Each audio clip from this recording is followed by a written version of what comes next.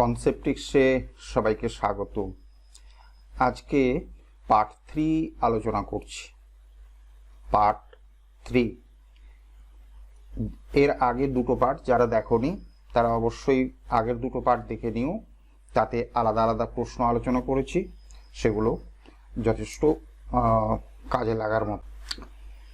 আজকের প্রশ্নে কি আছে, চলো প্রশ্নে চলে যাই। ভিডিও পজ করে একটু কোশ্চেনটা পড়ে নাও। কি আছে আমি একটু বাংলা করে দিচ্ছি। কৃষাণের কিছু হেন্স এবং কাউজ আছে। Total number of heads is 59 and total number of feet is 190. How many cows does Krishan have? কতগুলো গরু আছে সেগুলো বের করতে হবে। হেন এবং কাউজ মিলিয়ে হচ্ছে 59টা আছে, আর তাদের মোট পায়ের সংখ্যা 190। তাহলে কতগুলো গরু আছে এটা বের করতে হবে। এখন অনেকে চাইলে এর অপশান টেস্ট করতে পারো, অপশান টেস্ট ছাড়া এক্স ধরে করতে পারো, আবার কেউ কেউ আরও একটু ভারী ওয়েতে অ্যালিগেশন করে করার চেষ্টা করো। বাট আমি এক্স ধরার ক্ষেত্রে নাই বলবো, অ্যালিগেশনও করার দরকার নেই। জাস্ট আমি যে গল্পটা করছি সেই গল্পটাকে একটু ভালো করে যদি বুঝতে পারো তাহলে এর ভার্বেলি করে দিতে পারবে। ভালো করে গল্পটাকে বোঝো। এগুলো কিন্তু খুব জরুরি প্রশ্ন সমস্ত পরীক্ষার জন্য। জাস্ট একটা ট্রিক্স একটু মনে রাখো যে এখানে দু রকমের জিনিস আছে। এক হচ্ছে হেন্স, আরেক রকম হচ্ছে কাউজ। এটা এরকম হতে পারতো 5 টাকার নোট, 10 টাকার নোট, কি 10 টাকার নোট, 20 টাকার নোট, এরকম হতে পারতো। রকমের জিনিস আছে। বের করতে কি বলেছে? বের করতে বলেছে কাউজ, বের করতে বলেছে কাউজ। ঠিক আছে, তাহলে এর শুরুটা কি করবে? যেটা কাউজ চেয়েছে তার উল্টোটা ধরে নেবে। আমি রিপিট করছি, কাউজ বের করতে বলেছে, তাহলে আমরা শুরু করব হেন্স ধরে নিয়ে। হেন্স ধরে নিয়ে কি ধরবো না, এই যে 59টা হেডের কথা বলেছে, তার মানে কাউজ এবং হেন্স মিলিয়ে মোট আছে 59টা। আমরা সবগুলোকেই এই হেন্স এটাই ধরে নিব কত না 59টা আছে। আমরা এটা ধরে নিচ্ছি। এটাই ধরো এই কোশ্চেন সলভ করার জন্য ট্রিক্স। কেউ চাইতেই পারতে যে গরু ধরে তো করতেই পারতাম, তো বাট প্রথমে যদি আমরা উল্টোটা ধরে নিই তাহলে কোশ্চেনটা সলভ করতে অনেক সহজ হয়ে যাবে। তো আমরা যদি 59টা হেন ধরে নিই তাহলে তার পায়ের সংখ্যা কত হবে না ইন্টু 2 করব। ইন্টু 2 হলে এটা হয়ে যাবে 118। 118 হচ্ছে টোটাল লেগস বা টোটাল ফিটস হচ্ছে। অ্যাকচুয়ালি কি দেওয়া আছে দেখো, অ্যাকচুয়ালি দেওয়া আছে কত না 190 ফিট বলা আছে। বাট আমরা সবগুলোকে হেন্স ধরে নেওয়ার ফলে টোটাল ফিট কত হলো? মোট পায়ের সংখ্যা হচ্ছে 118টা। তার মানে পা অনেক কম হয়ে গেল। কত কম হলো না 190 থেকে 118 বিয়োগ করে দেখি কত হচ্ছে না 72 হচ্ছে। এই 72টা পা কম হয়ে গেল, কম হয়েছে। ঠিক আছে, এইবার গল্পটা ভালো করে বোঝো। আমরা কি ধরে নিলাম? আমরা ধরে নিলাম সবগুলোকে হেন্স। এখন এর মধ্যে একটা হলেও কাউ ছিল, ধরো এটা কাউ। তো কাউয়ের কটা পা না কাউয়ের 4টে পা হয়। এখন সেই 4টে পায়ের জায়গায় একে যদি আমি হেন্স হিসাবে ধরে নিই, এটা কাউজ, বাট এটাকে যদি আমি হেন্স হিসাবে ধরে নিই তাহলে কি হয়েছে না তার 2টো করে পা ধরেছি। তাহলে যার 4টে পা ধরার কথা তার যদি আমি 2টো পা ধরি তাহলে কি হলো না 2টো করে পা কম ধরা হলো। আবার গল্পটা ভালো করে বুঝো। একটা হলেও গরু ছিল, তার ছিল 4টে পা, কিন্তু আমরা তাকে হেন্স বলে ধরে নিয়েছি। ফলে 4টের জায়গায় 2টো হিসাবে তার পা ধরেছি। তাহলে কটা শর্ট পড়ে গেল, কটা কম ধরা হলো না 4 থেকে 2 বিয়োগ করে 2 হল। তাহলে এরকম একটা গরুকে যদি একটা মুরগি বলে ধরি কি হবে, দুটো করে পা কম পড়বে। মোট কতগুলো কম পড়েছে, 72টা কম পড়েছে।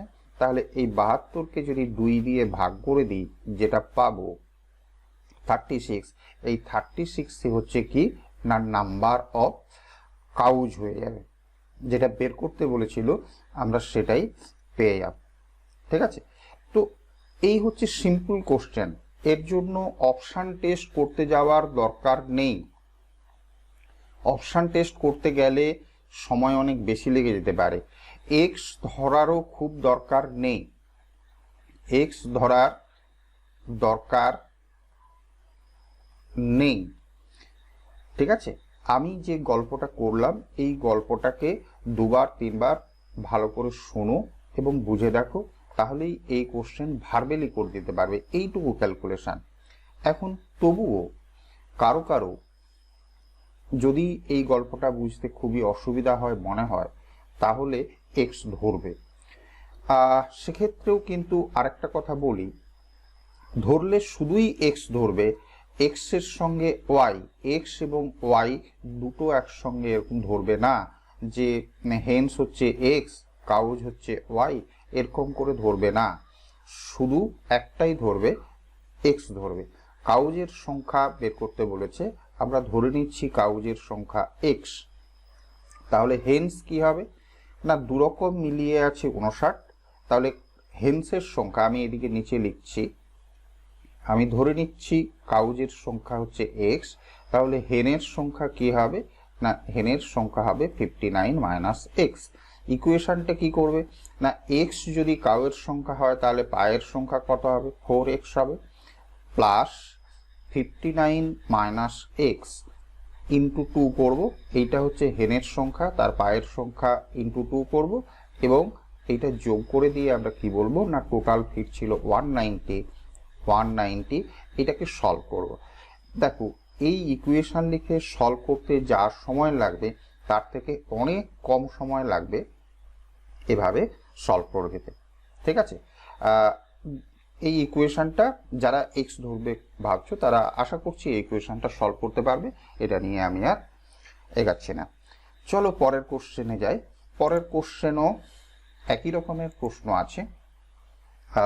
কি আছে দেখো, যে a student attempt 15 questions correctly and secure 40 marks.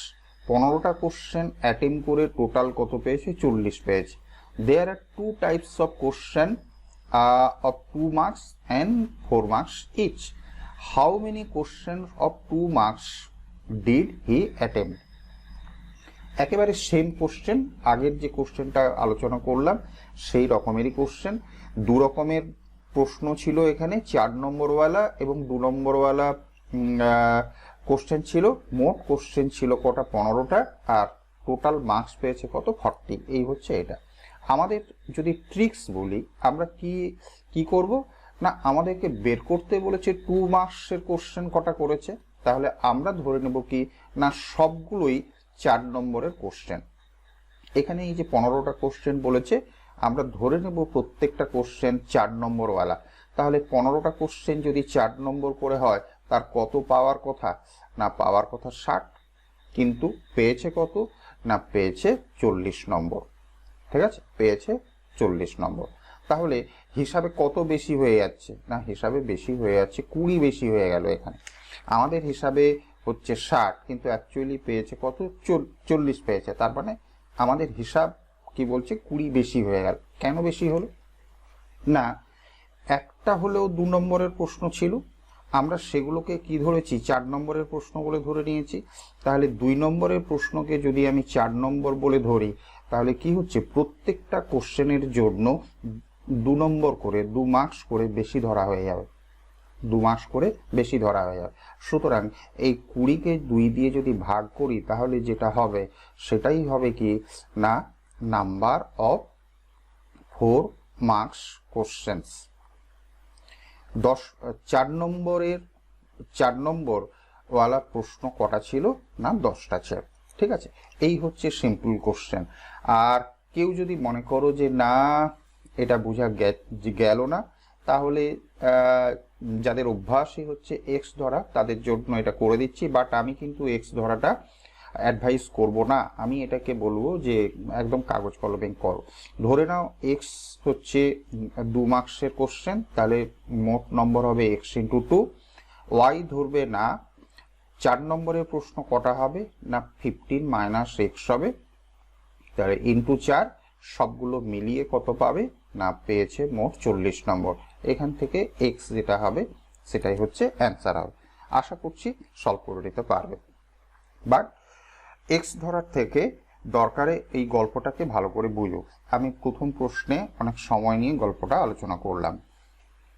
পরের প্রশ্ন যাই, চলো পরের প্রশ্ন কি আছে। খুব খুব ইম্পর্টেন্ট কোশ্চেন, যারা প্রিভিয়াস ইয়ার্স কোশ্চেন ঘাঁটো, বিশেষ করে WBPSCর কোশ্চেন, WBCS এর কোশ্চেন, তারা এই কোশ্চেনটা হামেশাই দেখেছো এবং সম্ভবত এটা আরেশ আগরওয়ালেও আছে।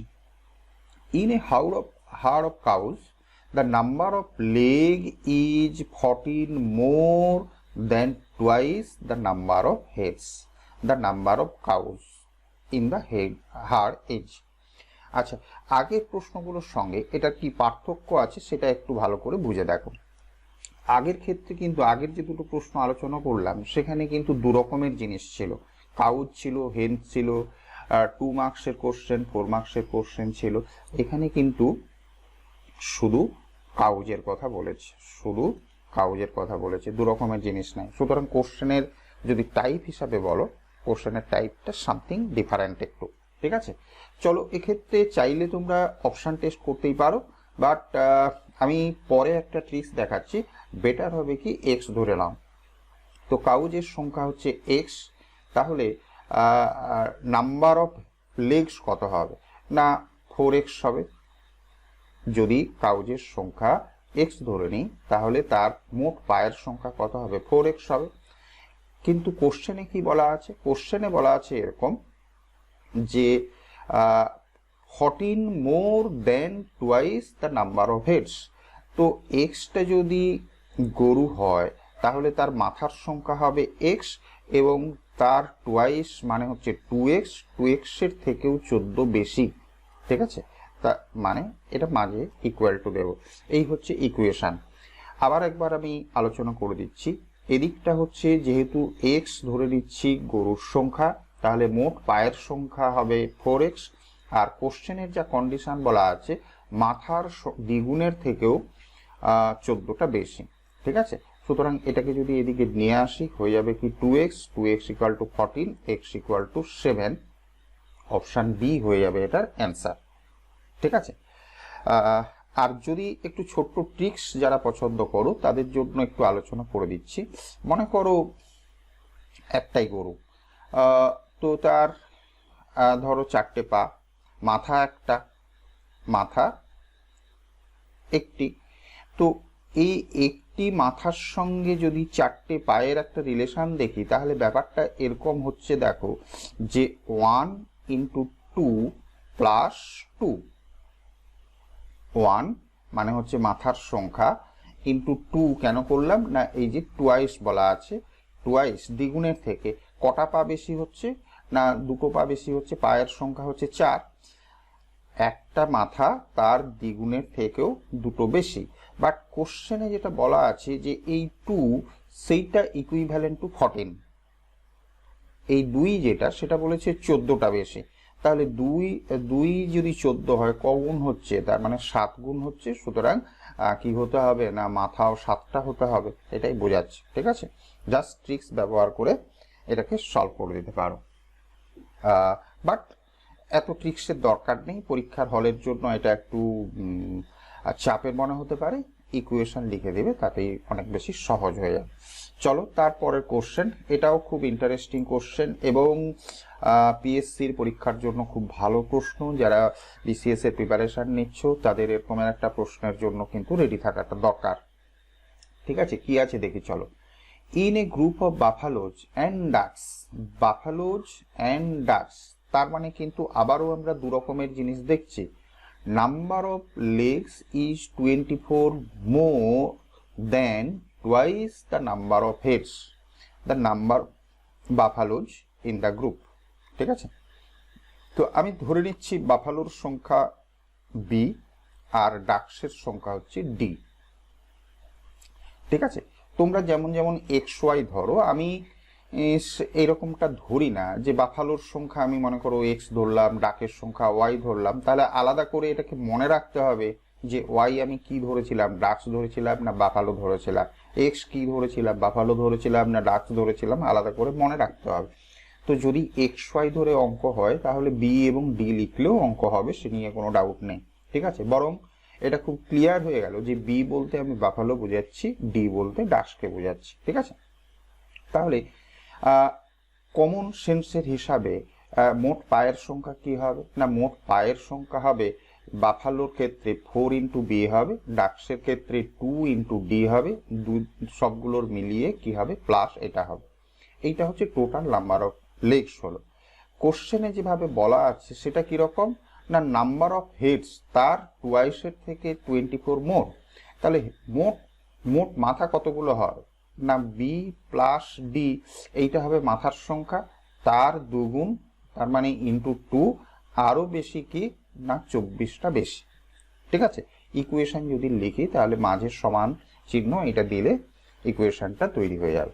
ঠিক আছে, দরকার হলে আবার একটু ব্যাক করে ইকুয়েশনটা বুঝে নাও। তো এটাকে যদি সরল করো তাহলে দেখো 4b plus 2d equal to, এটা 2 দিয়ে গুণ করে দিলে 2b প্লাস 2d প্লাস এটা 24 হচ্ছে। দেখো দুই দিক থেকে কি হচ্ছে 2d ক্যান্সেল হয়ে যাচ্ছে। সুতরাং এই 2bটাকে যদি আমি এদিকে নিয়ে চলে আসি, এখানে 4b আছে, তাহলে ফাইনালি এটা কি হবে 2b হবে। 2b equal to 24, that is B equal to কত হলো না 12 হয়ে যাচ্ছে। অপশান ডি হয়ে যাবে এটার অ্যান্সার। ঠিক আছে, তো চারটে কোশ্চেন প্রায় একই রকমের ছিল, কিন্তু প্রথম দুটো এক্সাক্ট একই রকম, 3 নম্বর এবং 4 নম্বর এই দুটোর মধ্যে আবার একটু সামান্য পার্থক্য ছিল। চারটে প্রশ্নই কিন্তু পরীক্ষার পারপাসে খুব ভালো প্রশ্ন। যারা বিভিন্ন পরীক্ষার জন্য প্রিপারেশন নিচ্ছ তাদের এই প্রশ্নগুলোর জন্য কিন্তু তৈরি থাকাটা একান্তই জরুরি। আশা করছি চারটে প্রশ্নই তোমরা বুঝতে পারলে। যারা প্রথম দেখলে তারা অবশ্যই চ্যানেলটা সাবস্ক্রাইব করো আর বেল আইকনটা প্রেস করে রেখো। আর যারা ভিডিও দেখছো তারা অ্যাটলিস্ট অন্তত একটা লাইক তো করো। ঠিক আছে, ধন্যবাদ।